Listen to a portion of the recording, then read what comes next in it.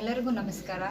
ನಾವು ಪ್ರತಿ ವರ್ಷದಾಗಿ ಈ ವರ್ಷವೂ ಕೂಡ ಶರನ್ನವರಾತ್ರಿಯಲ್ಲಿ ಅಮ್ಮನವ್ರಿಗೆ ಅಮರಗೊಂಡ ಶ್ರೀ ಮಲ್ಲಿಕಾರ್ಜುನ ಸ್ವಾಮಿ ದೇವಸ್ಥಾನದಲ್ಲಿ ಭ್ರಮರಾಂಬ ಅಮ್ಮನವ್ರಿಗೆ ಪ್ರತಿ ವರ್ಷದಂತೆ ಈ ವರ್ಷವೂ ಸಹ ವಿಧವಾದಂಥ ಅಲಂಕಾರವನ್ನು ಮಾಡ್ತಾ ಇದ್ದೀವಿ.